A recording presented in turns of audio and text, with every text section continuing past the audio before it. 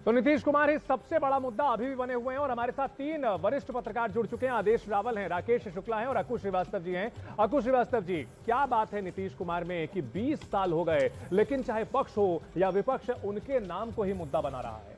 देखिए, बहुत सीधी सी बात है। नीतीश कुमार के साथ में कई फैक्टर हैं।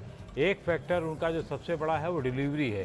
पहले टर्म में कम ज़्यादा हो सकता है लेकिन डिलीवरी उनके कामकाज में सबसे बड़ा फैक्टर है। दूसरा फैक्टर है उनका जाति जिस जाति को आते हैं और जिस जाति की गोलबंदी की है। और उसके बाद में तीसरा बड़ा फैक्टर है रणनीतिक जोड़ तोड़।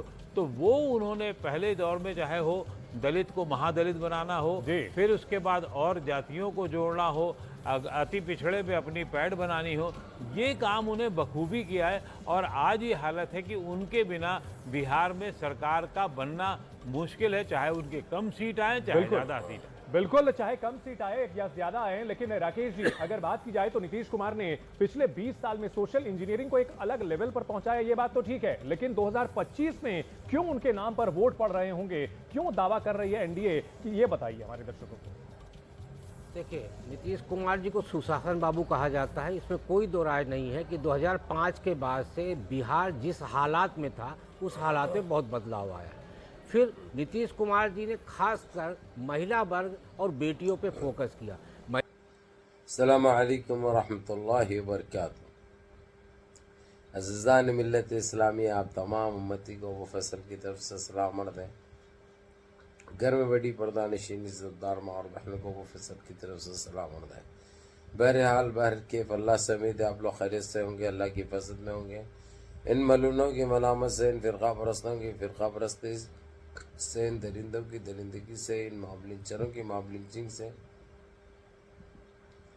इन बलात्कारियों की बलात्कारी से, इन दहशतगर्दों की दहशतगर्दी से महफूज होंगे। अल्लाह आप लोग को अपने हिफ्ज़ अमान में रखे, अल्लाह अपनी हिफाजत में रखे, अल्लाह हर आबा से हर शर से महफूज रखे। बहरहाल बहर के मेरे अजीज़ दोस्तों, मेरे भाइयों, अब सारे देश की नज़रें बिहार इलेक्शन पर लगी हुई है। जिस तरीके से कल वोट डाले गए 121 सीटों पर, जहाँ पर इंडिया अलायंस की विन तो लगभग तय मानी जा रही है, यानी जीत तो जो हम शुरू से कहते हुए आ रहे कि अगर से ये लोग गड़बड़ी ना करे तो एक वन साइड जीत होगी। अब देखो, कल आप लोग ने देखा ही है कि ईवीएम की तबीयत भी ख़राब हो गई थी, ईवीएम की अम्मा की तबीयत भी ख़राब हो गई थी। उसके बाद फिर लाइट की करंट की भी तबीयत ख़राब हो गई। ये सब वोटिंग डालते से वक्त ये चीज़ें हुए हैं। अब इसका क्या मतलब निकलता आप लोग वजह जानते हैं ये चीज़। हम तो इनको बोल बोल के टोक टोक के इनके पर्दे फाश करते करते, इनको बेनकाब करते करते थक चुके हैं। लेकिन ये लोग अपनी इन नीतियों से, अपनी इन हरकतों से, अपनी इन चालों से ये लोग बाज आने वाले नहीं हैं। लेकिन उसके बावजूद भी जब वोटिंग खत्म हुई, जब वोट डाले गए, उसके बाद 5:30-6 बजे जब पब्लिक से पूछा गया, उसका वो एग्जिट पोल निकाला गया तो वहाँ पे इंडिया अलायंस की क्लीन स्वीप बताई जा रही है।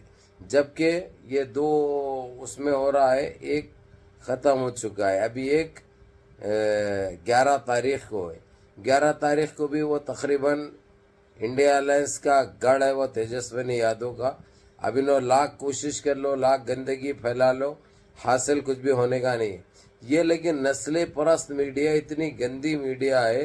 20 साल से चीटर कुमार ने पूरे बिहारियों को बर्बाद करके रखा। इसने हर तरीके से एक वो बनाए रखी थी उन्होंने।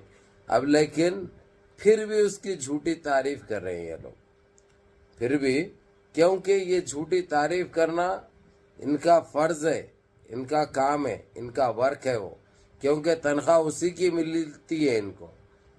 एनडीए तनख्वाह उसी की देती है, क्योंकि बीजेपी की करना या चीटर कुमार की करना बात तो एक ही है। भला यहाँ पे अगरचे सीटें कम भी आए तो सीटें ज़्यादा बताए जाएंगे। और खुदारा अगरचे एनडीए की सरकार बनने के चांसेस बने, वहाँ पे चीटर कुमार के कम सीटा भी है अगरचे, तो चीटर कुमार सीएम बनता बोल के ये पेश गवाही चल रही। जबकि आप लोगों को अच्छी तरह पता है इसका नाम तो चीफ मिनिस्टर के लिए सामने नहीं रखे वो लोग, आप लोग को अच्छी तरह पता है। लेकिन गोदी मीडिया के नजीज हरकतें देखो, इनकी नीच हरकतें देखो, इनकी साजबाश देखो, यानी ये चीज इनके खून में आ चुकी है। ये अब खून कम मूत्र ज्यादा है इनके पास, इसलिए गंदगी फैलाते रहेंगे, गंदगी बढ़ाते रहेंगे, लोगों के ऊपर झूठे इल्जाम लगाते रहेंगे, ऐसी जबान तराशी होते रहेगी। लेकिन इनको ऐसी खुदा की मार पड़ेगी इंशाल्लाह, इनकी 7 पुश्ती याद रखेगी। वो टाइम बहुत नजदीक है, ज्यादा वक्त लगने वाला नहीं है। बहरहाल आप लोगों को यही बता दूं मैं, इंशाअल्लाह ताला इंडिया अलायंस की बिहार में जीत होने जा रही है और तेजस्वी यादव सीएम बनने जा रहा है। और ये एक अच्छी न्यूज ये है कि कोई मुसलमानों में से किसी एक को डिप्टी सीएम भी दिया जा रहा है, जो कि बहुत अच्छी बात है इंशाअल्लाह ताला। बहरहाल भर के मुनज़्ज़म रहिए, मुत्तहिद रहिए, अपनी सफ़ों में इत्तेहाद बरकरार रखिए, नमाजों की पाबंदी करिए, माँ बाप की खिदमत करिए, बड़ों के अहकाम पे अमल करिए और अपने इस भाई को भी दुआओं में याद रखिए। अस्सलामु अलैकुम व रहमतुल्लाहि व बरकातहू।